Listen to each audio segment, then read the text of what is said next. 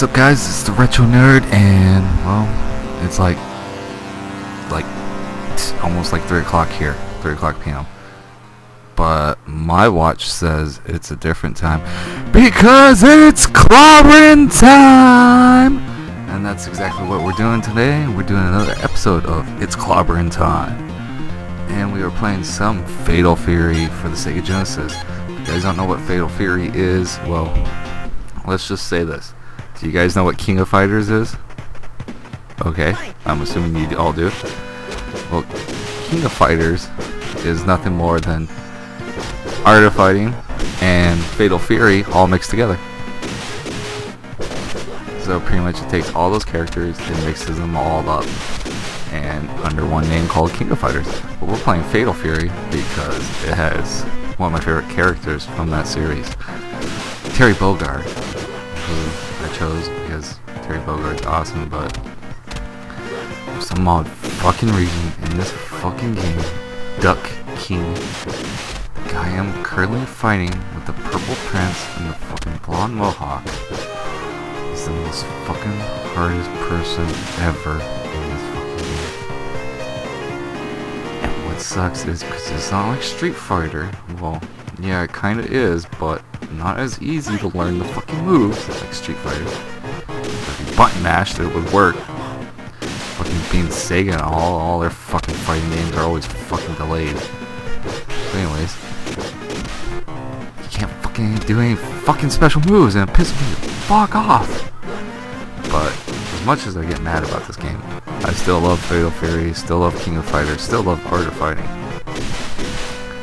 And I can't be mad at it because, well, Terry Bogard's a badass.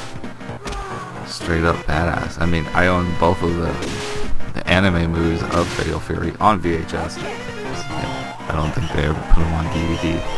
I own them, so yeah, it's kind of cool having them on their original format and all that stuff. And that's actually how I got my first exposure to Fatal Fury, was the anime movies. I remember I think I was watching them on, I can't remember what channel or what it was, but it was cable. I was watching something and I saw those and I was like, oh, I know that I know like a little bit about Fatal Fury. I knew it was a fighting game, and that was about it. Like, I never like full on played it, but I just knew it was a fighting game, and I saw those on TV, and I was like, well, I'll watch these and learn a little bit about the lore of Fatal Fury. So which I did, blah blah blah, and all that shit, and I fell in love with it. You know, I like the anime and stuff, and I played some of the King of Fighter games and stuff like that, and fell in love with the King of Fighter games franchises. And you know, it's still a good fighting game, but you know, this was SNK's somewhat attempt to be like Street Fighter. I mean, Capcom gets back at them by creating the character Dan.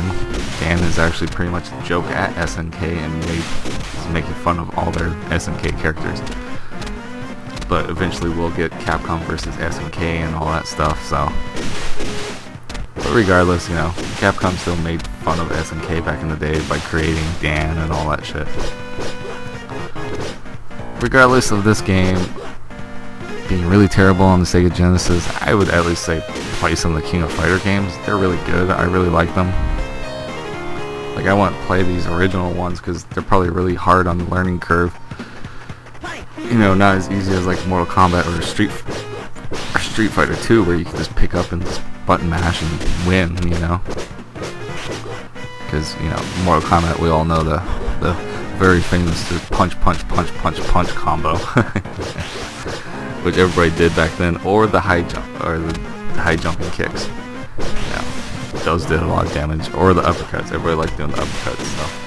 One of those ones we did when we were kids, so regardless of whatever, the Fatal Fury series was popular, but not as popular as Street Fighter 2 or Mortal Kombat, so we were just kind of like, with it. And then, like, you know, when King of Fighters came out, we got more introduced to what it was and what it was all about, so, you know, with the King of Fighters series, it fleshed this whole series of Fatal Fury and Art of Fighting out, And if they never did that, we would have never had King of Fighters, let alone Fatal Fury or Art of Fighting even continuing on.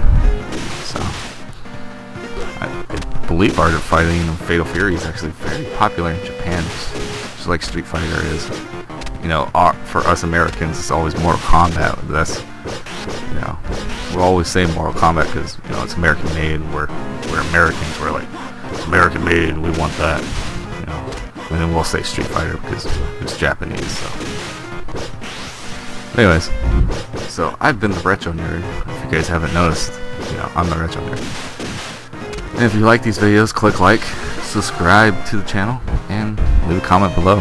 Maybe I'll respond back to whatever you guys want to hear or watch or whatever you guys want to see. You know, I'll do whatever. You know, as long as I can get the games and all that stuff, I'll play whatever.